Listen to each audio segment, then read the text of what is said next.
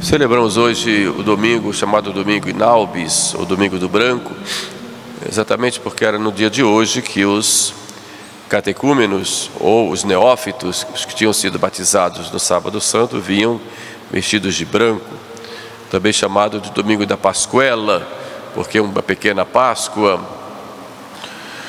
e também chamado Domingo da Misericórdia, em que a Igreja nos chama a atenção agora para olharmos a Jesus misericordioso. Jesus que morre na cruz por nós, expressa assim sua misericórdia, que não se deteve só no Calvário, mas que continua durante toda a nossa história. Hoje, de modo especial, vamos rezar essa Santa Missa, já pedindo a Nosso Senhor que ilumine os nossos cardeais, que em breve estarão em conclave, para a eleição do próximo Papa, do próximo Romano Pontífice. É muito importante para nós rezarmos nesse sentido. Os bispos têm nos pedido muito isto, para que eles possam ter as luzes do Espírito Santo e sejam dóceis e escolham aquele que será o Papa, o chefe da Igreja, nos próximos anos, sendo para que, de acordo com a vontade de Deus, aquele que vai conduzir o rebanho de Cristo. Para nós é muito importante a existência do Papa como Romano Pontífice. Como dizia Santa Catarina, é o doce Cristo aqui na Terra.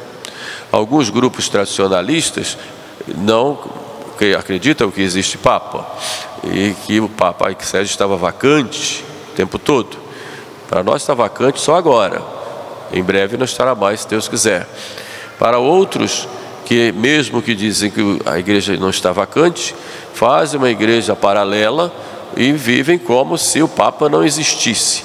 Então existe um certo vacantismo prático aí, e colocam como a única igreja que salva estar separado do Papa, o que é uma contradição, porque o primado de Pedro tem toda essa perpetuidade na igreja até o fim dos séculos, como diz lá o Concílio Vaticano I.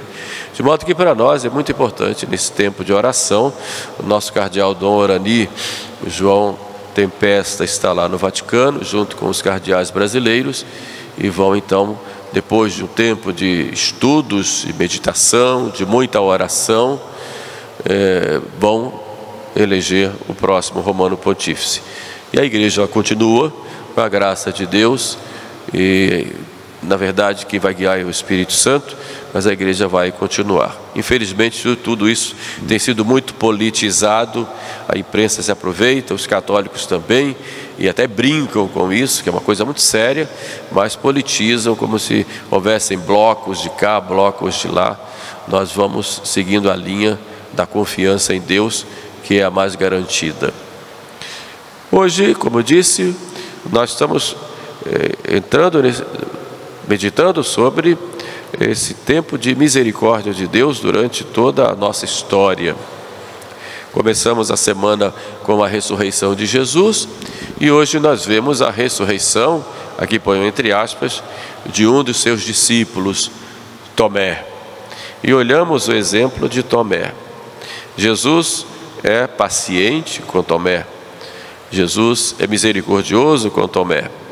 Assim também Jesus espera por cada um de nós para exercer sobre nós a sua misericórdia. E esse tema da misericórdia é tão importante que já no Antigo Testamento nós vamos ouvir muito disto.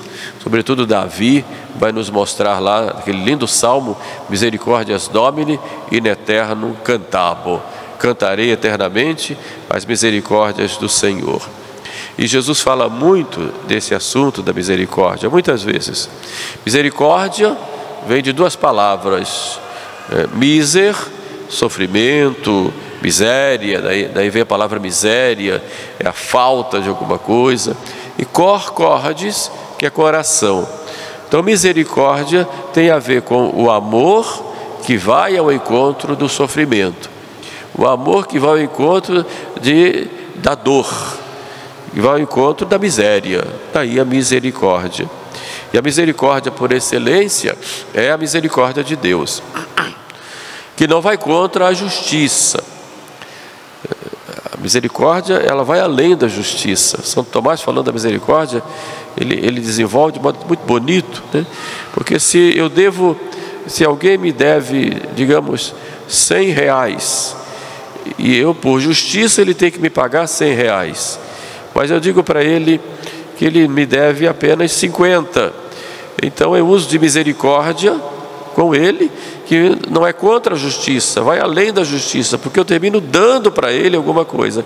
Por isso o perdão tem a ver com doação, ou seja, a palavra perdoar tem a ver com dar também, diz Santo Tomás. Então, se eu perdoo uma parte, eu dou aquilo que era devido a mim, a ele. Então isso é misericórdia. Então a misericórdia não vai contra a justiça, mas vai além da justiça. Eu dou aquilo que me é devido a ele. É isso que acontece com Deus quando nos perdoa. E é essa misericórdia que, como eu disse, não vai contra a justiça, vai além da justiça, deve ser exercida também por nós com as pessoas. Por isso Cristo, no Sermão da Montanha, ele nos coloca: bem-aventurados os misericordiosos, porque alcançarão misericórdia. E coloca como condição para recebermos a misericórdia de Deus, nós sermos misericordiosos com o próximo. Isso tem a ver com o maior mandamento da lei: amarás ao Senhor teu Deus de todo o teu coração e amarás a teu próximo como a ti mesmo. E este amor, ele se exerce olhando o outro, naquilo que o outro tem de miséria, e sobretudo naquilo que o outro tem de pecado. Porque a misericórdia, ela vai além das necessidades materiais, ela vai também às necessidades morais, espirituais, vai a essas necessidades materiais também, mas vai sobretudo diante daquele que peca, diante daquele que me ofende, diante daquele que me maltrata. Então a misericórdia tem a ver com amor diante do sofrimento, amor diante daquele que tem falta de alguma coisa, ou que está numa situação má, numa situação de dor, ou numa situação de miséria do pecado também. E Jesus nos chama a atenção dizendo: sede misericordiosos, como vosso Pai Celeste é misericordioso. Podemos dizer que aí é um verdadeiro mandamento, que dentro do mesmo Sermão da Montanha, ele coloca 2 vezes esse tema: bem-aventurados os misericordiosos, e lá na frente, quando vai desenvolver, fazer o paralelo da lei antiga com a lei nova, ele vai nos dizer: sede misericordiosos. Isso é uma norma, isso é um mandato, é um imperativo aí: sede misericordiosos, como vosso Pai Celeste é misericordioso. E aí ele se coloca como o exemplo dessa misericórdia. Ele é a presença visível da misericórdia do Pai para conosco, que vai às últimas consequências, morrendo numa cruz para pagar pelos nossos pecados e para mostrar que o Pai é misericordioso. Então, quando olhamos Jesus na cruz, não há aí apenas a justiça de Deus que se realiza nele, mas há também o amor de Deus que se realiza na pessoa de seu Filho, e vem a nós para nos resgatar, para nos salvar e mostrar que Ele nos ama e que Ele quer nos perdoar, Ele quer exercer sobre nós a sua misericórdia. E nós, muitas vezes, por causa dos nossos pecados, dos nossos vícios, nosso espírito refratário a esse amor dele, nós preferimos dar as costas e não nos abraçamos a essa misericórdia de Deus. Misericórdia, como eu disse, tem a ver com o perdão. Se olhamos lá o Evangelho de São Lucas, nós vamos observar que é chamado inclusive o Evangelho da Misericórdia, aquelas parábolas do bom samaritano, que na verdade é o próprio Cristo, que vem para curar aquele homem que estava ferido, e depois Cristo vai dizer àquele doutor da lei, para quem Jesus falou primeiro essa parábola: agora vai tu e faz o mesmo. Quer dizer, seja como Jesus e vai ao encontro daquele que caiu, vai tu e faz o mesmo. Essa é a grande expressão do amor ao próximo. Quando ele perguntou quem é o meu próximo, Então vai tu e faz o mesmo. A parábola do bom samaritano nos leva a isso. A parábola da ovelha perdida, do pastor que vai em busca da ovelha perdida, é a misericórdia de Deus que vem ao nosso encontro. Como no caso dos apóstolos, ele foi aos apóstolos, depois foi a Tomé. Toca aqui, Tomé. Ontem, meditando sobre isso, eu fiquei imaginando uma coisa que eu nunca tinha pensado. Foi o único apóstolo que colocou o dedo lá dentro daquilo que foi a causa da nossa redenção. Imagine, foi lá dentro da ferida. Imagine aquela ferida, né? É gloriosa, mas era uma ferida, um buraco, vai lá dentro. Quer dizer, esse homem, Deus me ama. Olha só o que ele fez para me salvar. Olha o tamanho dessa ferida. Depois vai lá no lado, toca aqui, vai lá no coração. Olha que amor desse Deus que me ama tanto, que se faz homem para se deixar ferir dessa forma. Então Tomé vai lá e toca dentro da ferida. Imagina tocar dentro da ferida, a ferida de amor, a ferida que derrama o sangue até a última gota. E esse dedo foi tão abençoado que esse dedo não se corrompeu. Quem vai a Roma, na igreja de Santa Cruz de Jerusalém, vai lá ver o dedo de Tomé, está lá no relicário. Eu tive essa graça de ver. Tocou na ferida. E essa ferida é a ferida de um homem-deus por nós. Mas a parábola, por exemplo, do filho pródigo, daquele homem, daquele pai que acolhe o filho, que esse filho é realmente cada um de nós. Aquela alma que confia na misericórdia de Deus é mais feliz, porque Deus cuida dela. Essa é a grande prova de confiança que nós temos. Confiar na misericórdia de Deus. Isso não significa que nós vamos nos entregar ao pecado. Há muitas vezes hoje, nesse discurso de misericórdia, um exagero em que as pessoas ficam à vontade. Vou pecar à vontade, que Deus me perdoa. Tudo em nome da misericórdia. Notem que na misericórdia e justiça caminham juntas. Então nós não podemos, usando o discurso da misericórdia, nos relaxarmos na nossa vida espiritual, achando que agora eu posso fazer o que eu quero. Não. Misericórdia vai junto com a justiça. Deus nunca se cansa de nos estender a mão. Nunca. Nunca. Mas Ele quer de nós que nós demos a mão. De que adianta você vai para uma pessoa que está caída, dá a mão e a pessoa fica lá com a mão encolhida? Então Deus quer essa atitude nossa. Sim, Senhor, eu quero ser salvo. Eu quero ser curado. Eu quero estar convosco. Sim, Senhor. Então a misericórdia de Deus se exerce sobre nós, mas é preciso que vá Ele. O filho pródigo correu na direção do pai. A ovelha desgarrada, ela se deixou abraçar. Aquele homem ferido da parábola do bom samaritano se deixou curar. Nós muitas vezes somos tão orgulhosos que achamos que não precisamos de Deus, mesmo na miséria. Ou por outro lado, vivemos na lama e queremos continuar na lama, achando que vamos nos salvar sem a nossa colaboração.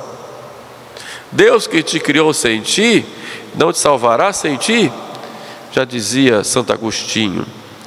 Então é preciso que nós façamos a nossa parte e entreguemos tudo a Deus, especialmente nossas misérias. Uma vez nos anos 70, eu vi numa folha de uma diocese onde a teologia da libertação imperava, uma folha que tinha lá uma oração.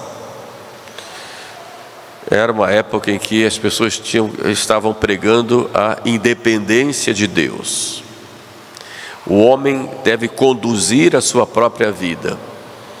Então a religião é apenas para fazer com que as pessoas se autodeterminem. E usava-se muito essa expressão que nós agora somos adultos, e que a religião antiga, o catolicismo antigo, tratava todo mundo como criança. Então agora nós somos adultos. E diante desse discurso, eles colocavam: Deus é um adulto masculino. Diga as palavras ipsis literis. Tive a graça de gravar. Deus é um adulto masculino. Nós amadurecemos. Para que não fiquemos, desculpe o termo, mamando em Deus a vida toda, rezemos ao Senhor. É uma expressão de vaidade, de orgulho, de tal forma, em que o homem simplesmente se coloca no lugar de Deus e se esquece que ele depende de Deus para tudo, e de que tudo é obra da graça, embora Deus queira a nossa colaboração. Então eu não sou Deus. Essa tentação do diabo que aconteceu no paraíso, ela continua, mas continua também entre nós. Nós achamos que nos autodeterminamos em tudo, até no modo de tratar a Deus, de modo que Deus vem nos perdoar, mas eu tenho que ter consciência da minha miséria, tenho que ter consciência do meu nada. Se eu acho que eu não preciso de nada, ou que Deus está aí só para me fazer favores, ou que minha relação com Deus é uma relação comercial, em que eu dou pedindo em troca, hoje a teologia da prosperidade vai nessa linha, eu estou perdido. Nunca vou ser objeto dessa misericórdia de Deus se eu não reconheço a minha miséria. E eu tenho que entregar a Deus, nosso Senhor, a minha miséria, a minha ferida, tudo aquilo de que eu preciso. Eu vou com sinceridade diante de Deus, mostrando as minhas quedas. Quando eu vou ao confessionário, eu vou, antes de ir ao confessionário, mostrar ao sacerdote, eu já mostrei ao Senhor as minhas misérias, as minhas quedas. Ou fui ao confessionário apenas numa formalidade, como quem vai lá assinar um ponto para depois eu receber a comunhão. Eu tenho que passar no confessionário e assinar o ponto. Não, isso exige de nós que nós choremos os nossos pecados realmente com dor e com propósito. Eu tenho que ter consciência das minhas misérias. Só assim. Se o Senhor não me sustenta, eu caio. Eu estou ferido. Eu não sou mau, mas eu sou doente, no sentido espiritual. A natureza, fala-se em alguns livros que ela é corrompida, mas é melhor dizer que ela é doente. É uma natureza doente, porque ela foi restaurada por nosso Senhor, sim, mas ela tem essa tendência, essa desordem. Faço o mal que não quero, não faço o bem que quero, nos diz lá São Paulo. Então eu tenho que ir a nosso Senhor com a minha miséria, mostrar minhas fraquezas para Ele. Senhor, me sustenta, porque eu não posso me colocar numa situação tal que eu caio. Eu te prometo, e sou inconstante, sou frágil, não consigo. Isso deve me levar a uma consciência muito grande de olhar para o próximo também com misericórdia. Por favor, eu cobro tanto dos outros, julgo a todo mundo e a mim mesmo. Me coloco no pedestal dizendo que o meu modo de praticar a fé é o melhor, tudo bem, mas eu olho para o outro e digo: você é um católico de segunda classe, mas você é tão miserável quanto o outro. Então, quando você cai e reconhece que você tem misérias, e que se vai bem e consegue alguma coisa boa, é pela graça de Deus, você vai olhar o outro nas suas quedas, e não vai ficar olhando o outro por cima, dizendo: eu sou melhor, olha só como ele faz. De modo que eu tenho que chegar para nosso Senhor e apresentar para Ele as minhas misérias. Por acaso eu faço isso? Há algo dentro de mim e que eu preciso dar para Ele, mostrar para Ele e dar para Ele, Senhor, o que eu tenho, é só isso.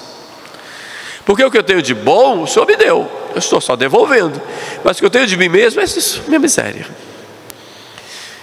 Mostrei para Ele isso, mostrei para Ele os meus defeitos, mostro para Ele os meus ressentimentos, as minhas mágoas, mostro para Ele as minhas feridas, que são tantas na minha vida, muitas vezes feridas até dentro da minha própria casa, com meu esposo, com a minha esposa, com meus filhos, com os meus irmãos, meus parentes, meus colegas de trabalho, tantas feridas.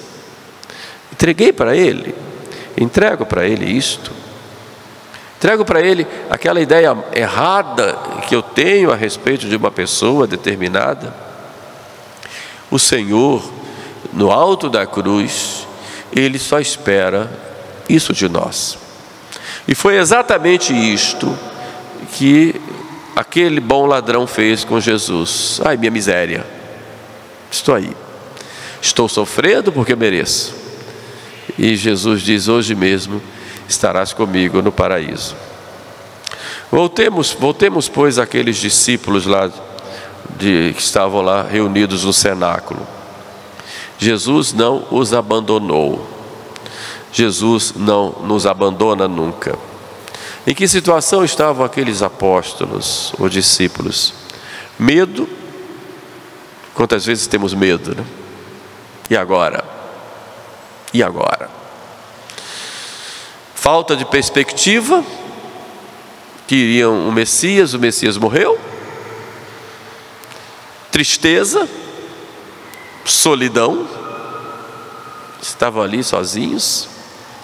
Angústia, mas estavam reunidos como família. Não estavam brigando, culpando um ao outro, estavam reunidos ali no silêncio, mas estavam naquele estado deplorável. O que Jesus faz com eles quando chega? Pax vobis, a paz esteja convosco. Realmente nós temos muitas vezes essas situações em nossas vidas, na igreja também, mas também na nossa vida pessoal, nossa vida familiar. Então nós temos que chegar para Jesus com confiança. Ele vem nos trazer a paz. E é interessante que São João, que escreve, ouvimos isso, né? Os discípulos alegraram-se vendo o Senhor. Alegraram-se. E esse tema da alegria é muito falado nesse tempo pascal, né? Alegraram-se. Gavis e sum discípuli estavam alegres. Vimos o Senhor, falaram para Tomé. Então nós nos alegramos. E São Paulo fala: eu me alegro até nas minhas fraquezas. Lá nas Epístolas aos Coríntios, me alegro nas minhas fraquezas. Alegramos também nas minhas fraquezas, não por elas em si, mas porque tem um grande Salvador que vem cuidar de mim. Então, com essa confiança, com essa entrega a nosso Senhor de nossas vidas, nós vamos caminhando, não só nesse tempo pascal, mas em toda a nossa existência, até o fim de nossas vidas, para que possamos cantar como Davi: Misericordias Domini in aeterno cantabo. Cantarei eternamente as misericórdias do Senhor. Louvado seja nosso Senhor Jesus Cristo.